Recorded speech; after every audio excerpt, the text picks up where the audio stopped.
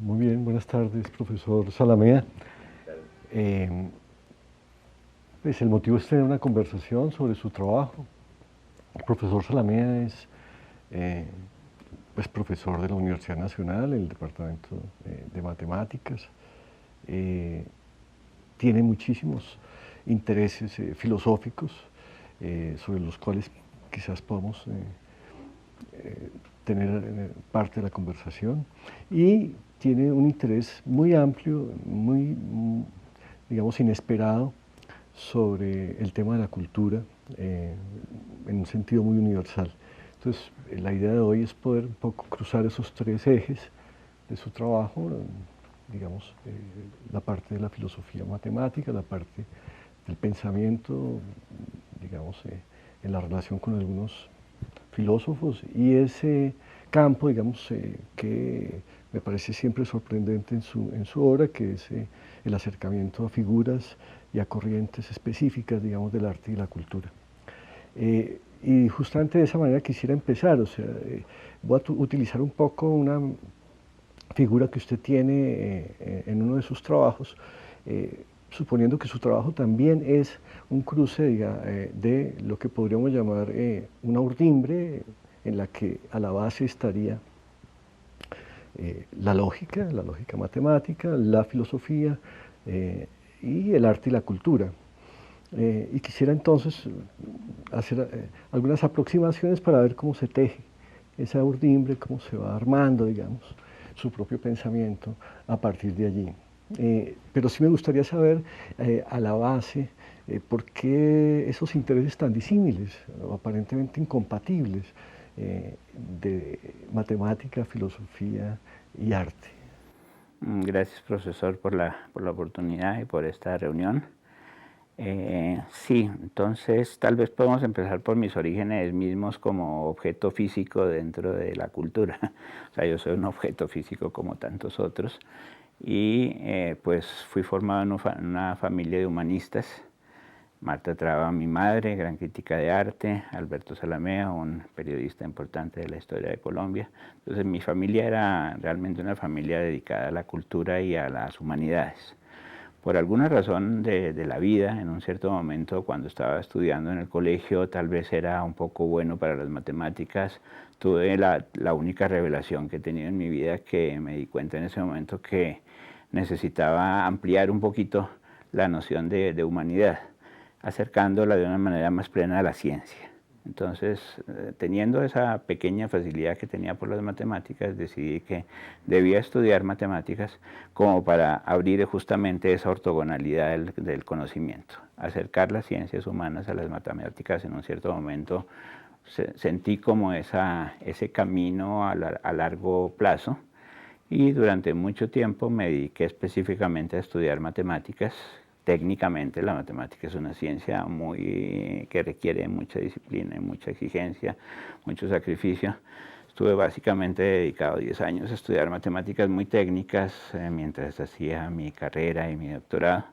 Pero siempre tenía en mi inconsciente, que en un cierto momento se vuelve consciente, la necesidad de empezar a hacer esa conexión y esas tramas entre lo que era el pensamiento matemático y el pensamiento humanista en general. Para mí las matemáticas son sobre todo el ámbito de la imaginación. La riqueza de la matemática es su tránsito hacia el ámbito de todos los mundos posibles. En la matemática no tenemos absolutamente ninguna restricción, podemos imaginar todo lo que deseemos, con tal de que haya coherencia y correspondencias estructurales precisas dentro de esos ámbitos imaginarios. Entonces es un ámbito enteramente plástico. Los más grandes matemáticos, de los cuales podremos hablar después en algún momento por pedazos, han sido grandes creadores, sobre todo, muy creativos. Entonces, en ese momento, cuando uno empieza a sentir las matemáticas y a hacer un poco de matemáticas, ve las correspondencias, por ejemplo, entre lo que a mí me apasionaba y me sigue apasionando probablemente como una de las cosas centrales en mi vida, que es la literatura, las conexiones entre matemáticas y literatura, que aparentemente son distantes, en el fondo son muy, muy cercanas, y hay unas cercanías muy grandes porque ambos son ámbitos generales de invención. Entonces, en esos ámbitos generales de invención, encarnados ya sea en la estructura precisa de las matemáticas o en la estructura más multiforme de la literatura, había conexiones naturales que yo intuía.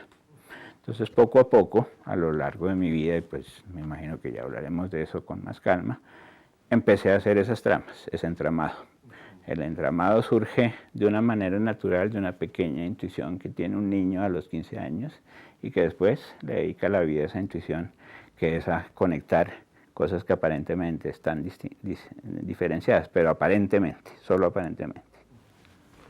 Ahora, sí es posible que entre esos dos polos del arte y las matemáticas haya la necesidad de ir a la filosofía, de encontrar conceptos que permitan crear una frontera entre ellas dos. Y a ratos, leyendo algunos de sus textos, veo que hay incluso precisiones, es decir, que hay algunos conceptos que tienden a volverse, digamos, tienden a tener transformaciones incluso dentro de los textos. Hay una pareja que me parece que podría ser el motivo para empezar un poco a precisar la conversación, y es la pareja yo-mundo, que evidentemente en filosofía ha tenido muchísimas transformaciones, de hecho tiende incluso a deshacerse. La idea de yo tiende a perder validez la noción de mundo, sin embargo, usted vuelve a ellas renovándolas, y me gustaría saber un poco de qué fuente, digamos, filosófica o en dónde usted se apoya para hacer ese tipo de ejercicios. Muy bien, entonces, empezando con el inicio de su pregunta, arte y matemáticas. Entonces, a mí siempre me gusta la frase de Frank Castell, este gran historiador del arte del siglo XX, del equipo de los Anal, que decía que el arte y las matemáticas son los dos polos mayores de pensamiento humano. Los dos polos, los dos grandes polos de pensamiento humano y de invención. Entonces, efectivamente, entre esas grandes polaridades, lo que es fundamental es lo que usted menciona. ¿Cuáles son las mediaciones entre las polaridades? Una vez se sitúan las polaridades, lo que es esencial y lo que es, yo creo, la parte básica de la creación del ser humano es encontrar las mediaciones entre las polaridades, cosa que es fundamental en todos los aspectos de nuestra vida, particularmente en los ámbitos políticos tan complicados en los que nos situamos en general, en los cuales somos extremadamente dicotómicos. Entonces, la lucha contra la dicotomía, contra la polaridad, contra el P o no P, por ejemplo, de una lógica clásica contra la cual yo estoy completamente en desacuerdo. Yo soy lógico, pero me interesan las lógicas alternativas, no la lógica clásica del P o no P. Entonces, más allá de esas polaridades, el asunto fundamental son efectivamente las mediaciones. Entonces, para mí, uno de los grandes maestros, y realmente creo que toda su vida se dedicó a ese estudio de las mediaciones, es Charles Sanders Peirce.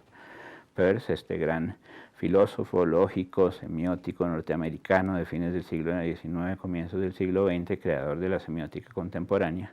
Peirce inventó muchas cosas, pero entre las cuales inventó lo que llamaba sus categorías xenopitagóricas, que son categorías generales muy, muy interesantes, que van más allá de nosotros como individuos particulares y más allá del mundo físico. Él conectaba de una manera muy plena lo que era, digamos, la inteligencia del cerebro humano con las fronteras de nuestro cuerpo y con la aproximación al cosmos en general. Entonces, las categorías xenopitagóricas de Peirce son muy sencillas. El 1 es lo que es en sí mismo, independientemente de los demás. El 2 es la polaridad, el uno contra el otro. Y el 3 es la mediación. Entonces la mediación es muy importante para Peirce porque es el ámbito del tránsito, de la frontera, de lo continuo, de luchar contra las oposiciones y de encontrar un conglomerado entre las cosas, de hacer justamente estas mediaciones que usted mencionaba muy bien con sus gestos. Entonces este tejido es muy persiano, realmente él es un sistemático del tejido tercero. Eso me influenció muchísimo cuando empecé a leer a Peirce en los años 90. Entonces Peirce es realmente clave para mí como un mediador más allá de las distintas polaridades entre los extremos. Otra persona, ya no directamente filósofo, sino pensador, cosa que para mí es interesante y seguramente lo mencionaremos aquí, que para mí la filosofía es a menudo interesante cuando no es únicamente historia de la filosofía o fragmento dogmático de un filósofo, sino cuando la filosofía se abre a los otros grandes creadores, por ejemplo, un Deleuze interesándose en el cine o en la literatura, por ejemplo, cosas que me interesan muchísimo a mí, más que el dogma repetido de una historia. Entonces, en ese sentido, Novalis fue muy importante para mí. Novalis es esencial dentro de mis lecturas y dentro de lo que me ha influenciado, y gracias a Novalis en general la filosofía romántica de comienzos del siglo XIX, de una manera más plena, donde efectivamente empiezan a encontrarse correspondencias enteramente naturales entre el mundo y el yo. Ya no son oposiciones, sino hay realmente reflejos. Novalis llamaba grados infinitómicos de la realidad entre el uno y el otro. Entonces, ese tipo de conexiones son para mí claves, y releo en los grandes autores y sobre todo para mí grandes creadores imaginativos del pasado un montón de herramientas y de técnicas que ayudan a este ejercicio muy intuitivo y muy tonto de que finalmente lo que importa es esto realmente. Más allá de esta cosa, lo que importa es esto y debemos dedicar nuestra vida a esto. Esa intuición como que la he tenido muy fuerte. Todo el tiempo me la paso haciendo este juego. Toda mi vida consiste en hacer esto, ya sea en matemáticas, en mis ensayos, en mi pensamiento crítico. Quizás una segunda forma de abrir la trama, digamos, de esa urdimbre es otra pareja que yo creo que está presente pues en buena parte de su obra, y es la idea de que efectivamente es necesario abrir la multiplicidad, la diferenciación, la variabilidad. Es decir, eso, además de una forma muy puntual, digamos, no es propiamente un enunciado, sino una exploración muy precisa sobre ejemplos singulares o sobre series, digamos, de artistas, o supongo que en matemática funciona de una forma parecida. Pero a su vez, a esa multiplicidad usted no renuncia, digamos, a encontrar una cierta forma de lo uno, una cierta síntesis, la necesidad, digamos, de que la urdimbre en realidad termine volviéndose un tejido.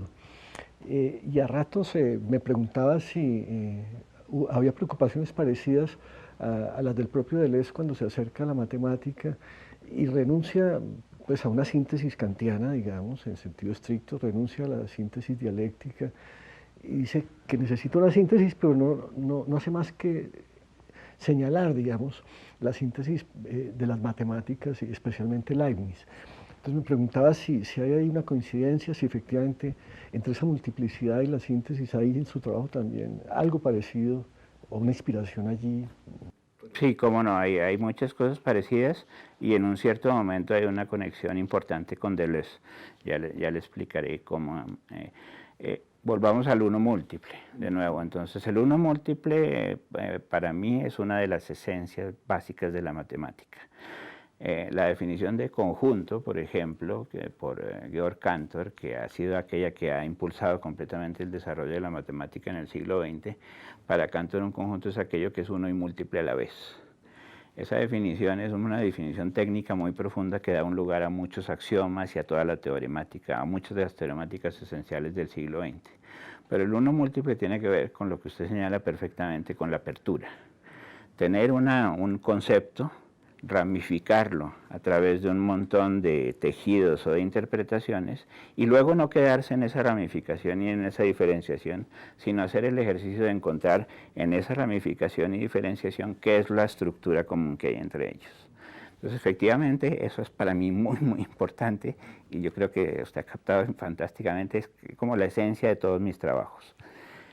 Luchar contra el dogma de lo uno pequeño, abrirlo hacia la multiplicidad, la apertura tanto crítica como imaginativa, las dos son muy importantes para mí, y luego encontrar entre ellas las conexiones naturales que hay. Para eso hay una buena cantidad de herramientas. Una técnica muy importante para mí es lo que se llama la teoría de categorías en la matemática contemporánea, que no tiene que ver con las categorías usuales de Aristóteles o de Kant o de Peirce, sino consiste en contraponer lo que ha sido el pensamiento analítico, particularmente del siglo XX, con un pensamiento sintético, en el cual en vez de descomponer y romper el conocimiento, lo que se hace es componer el conocimiento a través de correlaciones con diversos entornos. Todo eso es una técnica muy importante. Mi tesis doctoral fue sobre teoría de categorías. Entonces, técnicamente yo me había formado en teoría de categorías y en un cierto momento me doy cuenta que esa teoría de categorías es justamente una de las herramientas más interesantes que ha propuesto la matemática del siglo XX para empezar a conectar aquella diversidad. Entonces, el primer ejercicio es diferenciar, absolutamente esencial. Sin diferenciación no tendremos riqueza de conocimiento. Pero quedarse ahí es un error. Y justamente en Diferencia y Repetición de Deleuze, él tiene la primera parte del libro abierta a la diferencia y luego tiene ese ejercicio de, como usted indica, de síntesis hacia algo, que en ese momento pues el mismo Deleuze tal vez no tenía las herramientas y que yo digo, la teoría de categorías se ha propuesto, entre otras muchas cosas posibles, esa manera de aproximarse. Ahí aparece otro pensador que para mí es esencial, que se llama Alexander Grothendieck. Grothendieck es probablemente el matemático más importante del siglo XX, una persona desafortunadamente poco conocida hacia afuera porque en un cierto momento su obra llega a ser demasiado técnica y demasiado avanzada. Pero es un pensador que ha producido justamente en teoría de categorías un montón de herramientas para unificar lo múltiple, para encontrar de alguna manera esos arquetipos que supuestamente han muerto en el siglo XX y que no podemos hablar de metafísica. Mentira, en matemáticas podemos hablar perfectamente de metafísica y podemos encontrar estructuras universales detrás de todos los diversos tipos. Eso lo hizo Grothendieck con un montón de herramientas técnicas bien interesantes. Entonces, tanto la teoría de categorías en general como el mismo pensamiento de Deleuze u otro tipo de pensamientos de ese estilo nos dan entonces como algunas pistas muy precisas y algunas sugerencias como para esta idea fundamental de que detrás de la multiplicidad hay unas unidades que debemos buscar. Y vuelvo a Peirce antes de seguir entonces con su conversación y sus preguntas. Peirce es otro de los que integra lo diferencial, porque hay una idea muy fundamental en Peirce que se llama la máxima pragmática. Peirce es la base de su semiótica. Peirce dice, solo conocemos a través de signos, completamente correcto, signos científicos, literarios, artísticos, los mismos signos de nuestro físico, de nuestro cuerpo humano, los signos del cosmos, solo podemos conocer mediante signos. Entonces hay una idea muy fundamental en su pensamiento que es cómo conocemos un signo. Entonces, dado un signo cualquiera, lo que hacemos es interpretar o representar el signo en distintos contextos de interpretación. Tenemos múltiples contextos de interpretación y el signo es representado de una manera en un contexto, de otra manera en otro contexto, de una tercera manera en otro contexto. La infinitud de contextos posibles le dan un sentido a este signo y con eso lo que hacemos es diferenciar el signo original y darle un sentido preciso en cada contexto. Pero dice Peirce, ahí no termina. Cuando termina el conocimiento del signo, cuando correlacionamos las distintas interpretaciones y reintegramos lo que diferenciamos en cada una. Esa es la máxima pragmática. Eso es 1870 y es una genialidad absoluta de Peirce, impresionante, con consecuencias muy, muy fuertes hacia adelante. Entonces, poco a poco, pues, o casualidades de la vida o porque uno lo va buscando, va uno encontrando las herramientas que necesita para reunificar lo diverso. A veces cuando dicen que yo hago filosofía, no, yo sí hago un poco de filosofía de la matemática, eso sí, porque digamos es una de mis especialidades, pero yo no, yo sé muy poco de filosofía y no me considero para nada filósofo. Sí me considero una apasionada de la cultura, en cambio, eso sí.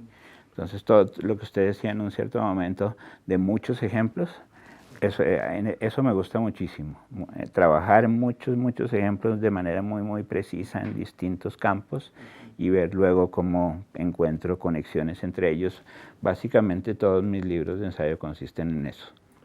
Estudios de casos específicos y encontrar en ellos conexiones naturales. Da la impresión que un autor, un artista, un pensador podría llegar a, digamos, sin incluso hacerla explícita, desarrollar una cierta lógica del pensamiento que hay que descubrir o que hay que inventar como un lenguaje para ello. El caso de Valéry, quizás, no sé si en los artistas plásticos, como Kifa, que usted señala también, son dos ejemplos raros porque pues, con un pintor no esperaría encontrar una lógica y con un pensador como Valéry pues no es fácil o por lo menos no ha sido tematizado suficientemente. Pero son ejemplos fuertes, digamos, en su trabajo. ¿Por qué? Es decir, en un momento dado uno podría concentrarse como en un universo muy preciso, porque ahí está todo, digamos. ¿Y qué lógicas son las que se derivan en ese caso y cómo opera ya en el trabajo específico? ¿Cómo acercarse a un conjunto como el pintor o el pensador? Sí, efectivamente ese es uno de los ejercicios delicados y sutiles en un cierto momento. Y empieza entonces con lo que mencionábamos al comienzo de nuestra conversación, con la ruptura de la lógica clásica. Ya la lógica clásica usual que nos enseñan en la misma carrera de filosofía, a menudo todo es lógica clásica, el pensamiento analítico es esencialmente clásico. Las lógicas en el siglo XX explotaron de nuevo, una vez más. Es una multiplicidad extraordinaria. La cantidad de lógicas que hay son realmente fascinantes. Gödel demostró en un pequeño artículo de una página a la Gödel, con su enorme capacidad precisa que tenía Gödel, que hay una infinitud de lógicas entre la lógica intuicionista y la lógica clásica. La lógica intuicionista es la lógica que está ligada a la continuidad, a los que llamamos en matemáticas espacios topológicos, es decir, a cierta flexibilidad, elasticidad, suavidad de los objetos, versus la lógica clásica, que es una lógica de las estructuras discretas, de lo combinatorio. Entonces, por un lado está lo discreto, por otro lado lo continuo. La lógica natural de lo continuo es la lógica intuicionista, la lógica natural de lo discreto es la lógica clásica. Pero entre estas dos polaridades, una vez más, Gödel descubre que hay infinitas lógicas intermedias entre las dos, lo que le da una riqueza absolutamente extraordinaria. Esa conexión de lógicas se precisa luego con el tiempo, y uno de los momentos más importantes es la invención de la lógica de los haces.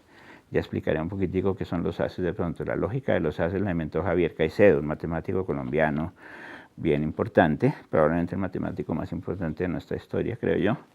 Y esa lógica es una lógica extremadamente interesante porque habla justamente de este objeto que se llama haz. Y el haz es, de una manera muy sencilla, el objeto matemático más simple para hablar del tránsito entre lo local y lo global. Cómo a veces pegando adecuadamente localidades llegamos a lo global, o cómo a veces simplemente las localidades no se pueden pegar y hay obstrucciones definitivas que no nos permiten pasar a lo global. Este estudio matemático entre el pegamiento de lo local para llegar a lo global y esa parte entonces como suave y elástica de las redes para producir una visión general está capturada por los haces.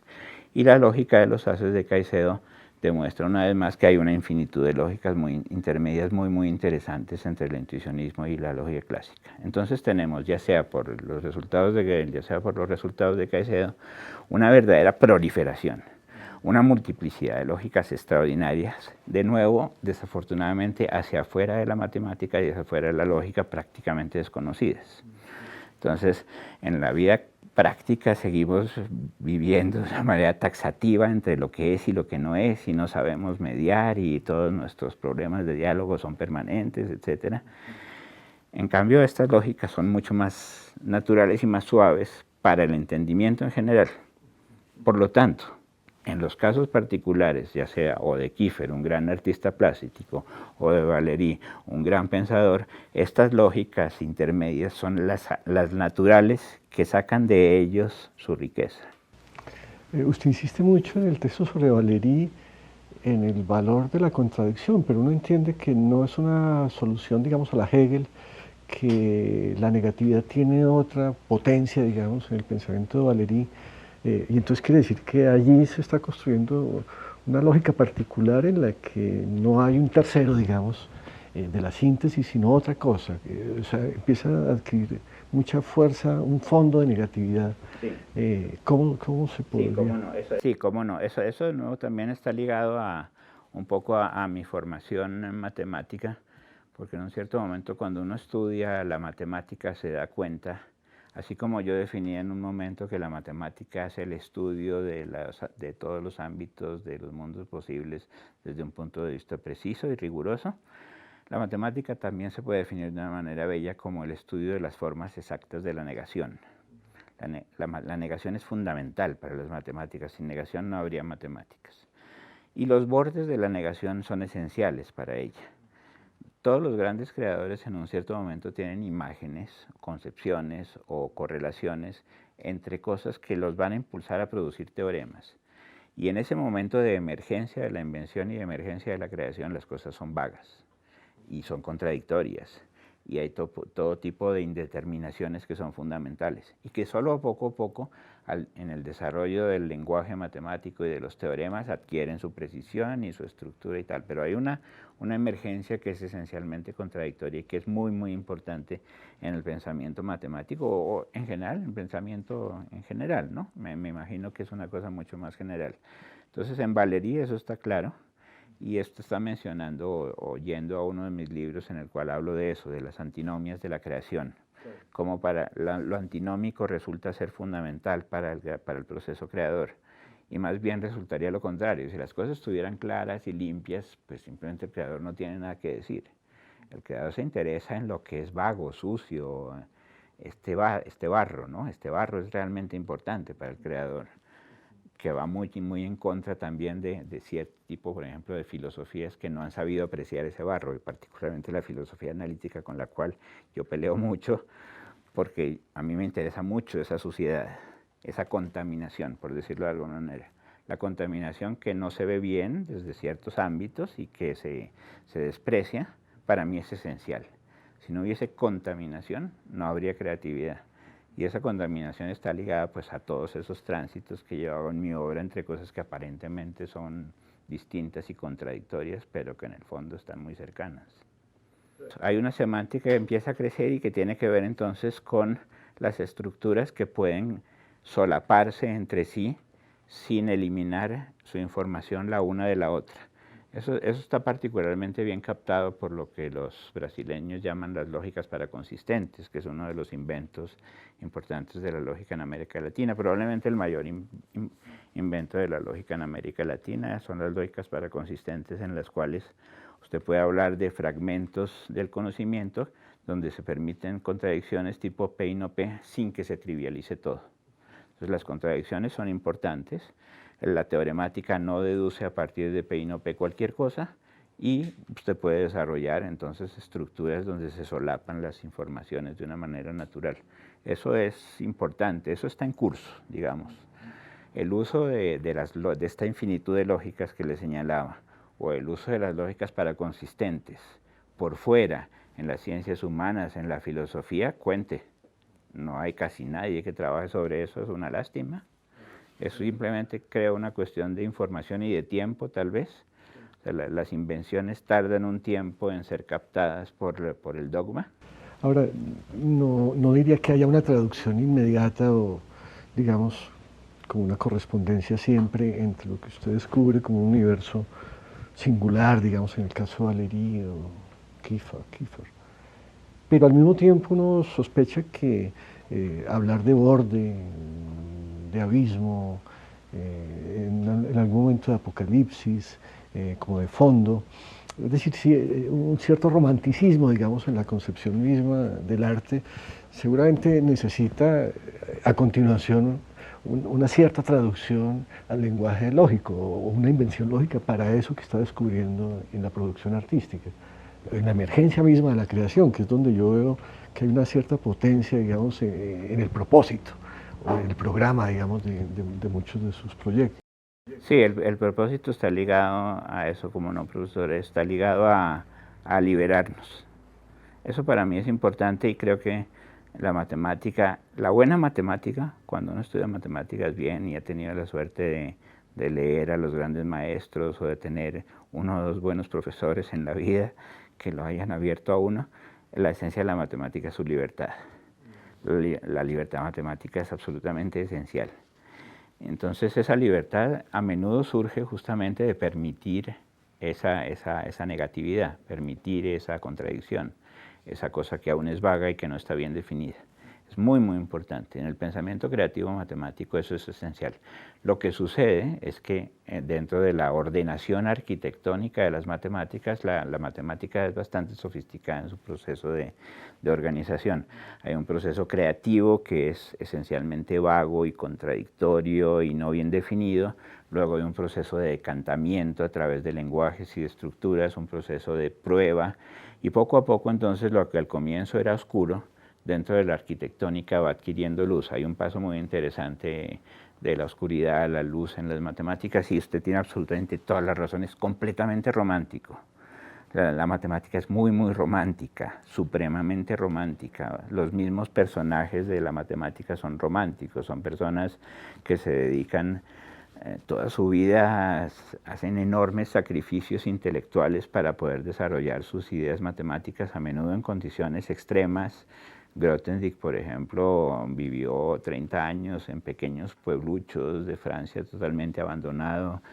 Grandes personajes han vivido siempre en condiciones muy duras, tanto Cantor como Gödel de alguna manera enloquecieron haciendo matemáticas. Es una ciencia muy exigente, que es a la vez ciencia y arte, y que sí tiene ese impulso romántico por excelencia.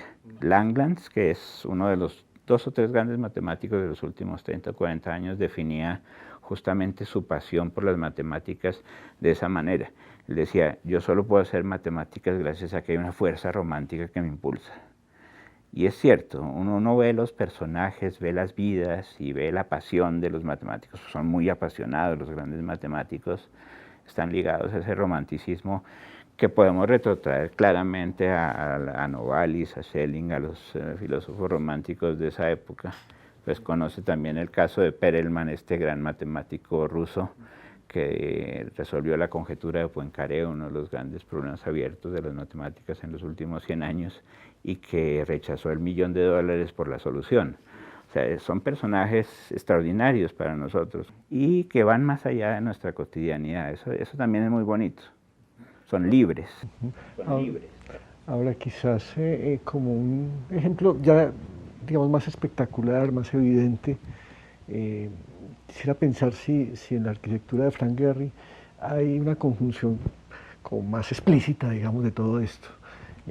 Porque al fin y al cabo es una exigencia para la arquitectura de tener un principio matemático, pero pues el despliegue de la obra de un arquitecto como él, pues parece que complementa muy bien esos principios. ¿Cómo no? Sí, es un muy bonito ejemplo que también he estudiado en alguno de mis textos, y efectivamente es algo fantástico que logró Gehry, pero gracias extrañamente a la tecnología, ¿no? Porque entonces uno mira a Gehry y mira cómo emergen sus ideas, y es fantástico, son puros bocetos y diagramas muy, muy libres. Ahí sí es libertad completa, la libertad de la mano funcionando con una línea, básicamente, una línea desarrollada en el papel en blanco y formando, por ejemplo, el Bilbao, donde empiezan las cosas en el Guggenheim. Hace los dibujos del Guggenheim muy, muy libres con una mano, y poco a poco pues obviamente tienen en su mente la posibilidad de que esas estructuras justamente imaginarias se conviertan en algo real, ¿no? Ese paso entre lo imaginario y lo real muy importante para nosotros los matemáticos, la lucha entre lo imaginario y lo real. En el caso de Gehry, esa lucha se logra gracias a que en ese momento hay un programa muy sofisticado de informática que han desarrollado en un cierto momento algunos especialistas en aeronáutica para desarrollar cierto tipo de trabajos técnicos de aerodinámica, y utiliza ese software especial para que sus diagramas y sus maquetas se conviertan en realidad. Si no hubiese existido ese software, no hubiese existido Gehry. Entonces hay un paso muy interesante ahí también entre lo que es la libertad absoluta y lo que es finalmente la construcción arquitectónica a través de una técnica que si no existiera, pues simplemente no tendríamos esos objetos, ¿no? Es extraño. Quisiera volver a un punto que pues, ya no es biográfico, sino que tiene que ver mucho con una cierta línea de continuidad en su trabajo, y es el intento de pues, poner, digamos, toda esta formación matemática y todas las intuiciones, digamos, que seguramente uno tiene en el camino, en la búsqueda de una cierta lógica de lo cultural, de lo transcultural, probablemente del sincretismo, de la hibridación, de la transculturalidad, o sea, preocuparse por América. Es digamos, un tema que pensaba que era pues, central, digamos, en la conversación, pero supongo que tiene varios pasos. Usted mismo se ha ido abriendo, digamos, de lo que yo llamaría como una historia de las ideas, probablemente del libro de Ariel, como la búsqueda, digamos, ya de una materialidad, de esas mediaciones que empiezan a hablar de una forma mucho más productiva, y al final pareciera que ya empieza a decantar, digamos, lo que uno podría llamar ciertos principios lógicos que ha ido descubriendo allí. Yo no sé si, desde luego que todo esto es muy apresurado, pero quisiera que usted mismo reconstruyera esa preocupación por lo americano. Sí, creo que lo dijo usted mucho mejor que yo, profesor. Una lectura muy buena. No, pues efectivamente el trance es uno de mis prefijos fundamentales, ¿no? El trance es esencial.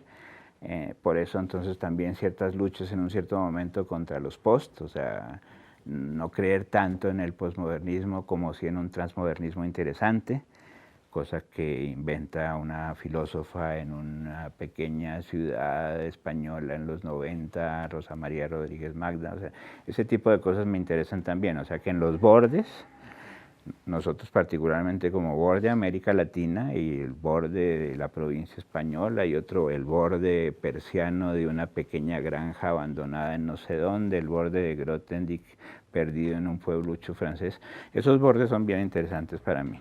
O sea, la invención del pensamiento desde los bordes más que desde la centralidad es clave. Y eso está ligado entonces al trance, efectivamente, y ese trance está relacionado con todas estas búsquedas exacto de las mediaciones, del sincretismo, de la hibridación, y que tienen que ver con probablemente una tradición latinoamericana bastante fuerte, que viene desde todo el siglo XX y que en algún momento he intentado trazar a través de sus distintos pensadores, y particularmente en los maestros que llaman de América, un Pedro Enríquez Ureña, un Francisco Ortiz, un Alfonso Reyes, un Francisco Romero, grandes pensadores americanos de los años 30, 50, donde ellos, entre muchas otras cosas brillantes de su pensamiento que desafortunadamente tienden a veces a olvidarse y que tendremos que recuperar. Antes de esta reunión, pues mencionábamos con usted la importancia de volver a hacer obras grandes sobre un Ortiz, una obra grande sobre un Enrique Sureña, ese tipo de cosas desafortunadamente no existen. Entonces, eso es importante, y ellos decían pues que una de las esencias del pensamiento latinoamericano era su capacidad sintética.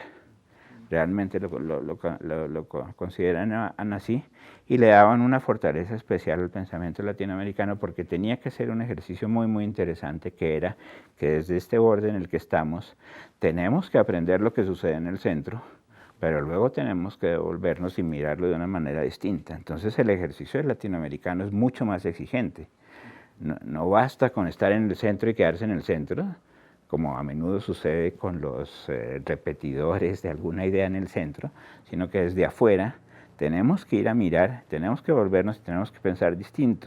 Entonces es bien interesante eso, es un ejercicio de ir y venir, un back and forth, un vaivén pendular intelectual muy interesante, y ellos consideraban eso como una capacidad particular del pensador latinoamericano, su capacidad de síntesis. Entonces esa síntesis está ligada a hibridaciones, a tránsitos, a mixturaciones, Y si volvemos un poquito atrás, entonces, el mixto también es muy importante para mí por razones de filosofía de la matemática. Hay un grandísimo filósofo de la matemática, de nuevo, poco conocido desafortunadamente, pero esas cosas a mí me gustan mucho. A mí me gusta mucho jugar con grandes pensadores, que considero grandes pensadores, que no necesariamente son las stars del momento, pero que son mucho más profundos que otros. Por ejemplo, este es un filósofo que se llama Albert Lotman, un filósofo muy poco conocido de las matemáticas, de los años 40, murió muy joven, fue resistente en la Segunda Guerra Mundial, fue asesinado en un campo de concentración. Hizo una obra muy corta de filosofía de la matemática, pero muy interesante, en la cual la clave esencial de su pensamiento era el mixto. La matemática es una mixtura entre fragmentos de particularidad, fragmentos de generalidad, entre estructuras numéricas y estructuras espaciales, y en esos mixtos realmente se desarrolla la matemática. Entonces, la noción de mixtura en él es muy importante. Y es tan importante que, usted lo sabe muy bien, Lotman fue uno de los maestros importantes de Deleuze. Entonces, hay una tradición importante también en la filosofía francesa y en el pensamiento francés que está ligada a esta noción de mediación, que es clave. Entonces, la mixtura en la filosofía de las matemáticas en Lotman fue para mí clave en un cierto momento, y es la base de algunos de mis ensayos también, donde yo intento conectar la filosofía francesa de la matemática con el pensamiento latinoamericano, también cercano a esa mixtura y esa mediación. Y de nuevo, entonces, los términos que usted mencionaba, la hibridación, la mediación, el sincretismo, son realmente esenciales para lo que soy yo, porque finalmente yo no soy más que eso, soy un mixto. Desde pequeñito me di cuenta que era un mixto, y poco a poco pues lo que he escrito es simplemente un homenaje a los grandes pensadores de la mixtura. No creo que yo tenga ninguna idea especial, yo lo único que he hecho es hacer grandes homenajes a muchos grandes pensadores. Riemann quedaría en esa lista. Efectivamente, Riemann es probablemente el mayor geómetra de todos los tiempos, alguien que desafortunadamente una vez más no se conoce por fuera de la matemática. Riemann fue el gran maestro de la variable compleja. Y la variable compleja en matemáticas es el ejemplo sine qua non maravilloso de las matemáticas, donde tenemos ese tránsito y esa mixtura entre lo real y lo ideal. Los números imaginarios, por esencia, desde el punto de vista conceptual, no existen. Nadie nunca ha visto un número imaginario, ni nadie lo verá nunca. Son conceptos de la matemática, invenciones que vienen desde el medioevo, pero que Riemann ya transforma de una manera muy compleja y muy interesante. En particular inventando sus superficies de Riemann. Las superficies de Riemann son los ámbitos geométricos perfectos para entender la multiplicidad, el tránsito entre lo uno y lo múltiple de una manera continua. Entonces, si volvemos a los números complejos, son esa mediación entre lo real y lo ideal, completamente abstracta, completamente conceptual, y que sin embargo gobierna todo este mundo en el que estamos. Sin los números complejos no estaríamos haciendo esta charla, no tendrían ustedes esas luces, no estaríamos en este mundo, estaríamos en otro mundo completamente distinto.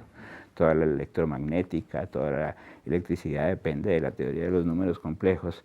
Eso es algo muy sorprendente de las matemáticas, ¿no? Esa capacidad inventiva que en algún momento desciende de nuevo sobre lo real.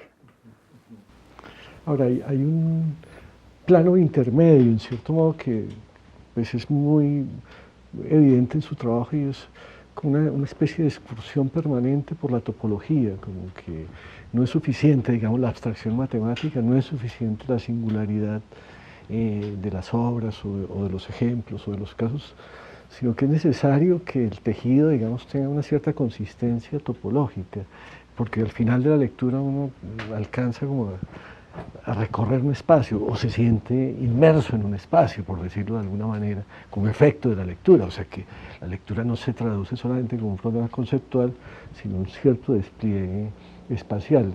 Estoy improvisando, pero esa es mi... No, esa improvisación es absolutamente hermosa, profesor, es tal vez el más bonito homenaje que se puede hacer a mis escritos. O sea, realmente sí ese es uno de sus ejercicios fundamentales. Luchar contra, aceptar la riqueza de lo singular, pero no quedarse en ello. luchar más allá de las distintas singularidades y detectar una conexión continua y natural entre ellas, entre esas distintas singularidades que hay. Y eso es topología, como usted lo dice fantásticamente bien. Entonces el pensamiento topológico es la esencia del pensamiento plástico, elástico en matemáticas, y si algo queremos ser los matemáticos o los filósofos de las matemáticas como yo, es ser lo más abiertos y lo más plásticos posibles. Entonces la topología es nuestro ambiente natural. Entonces, efectivamente es una bonita manera de verlo.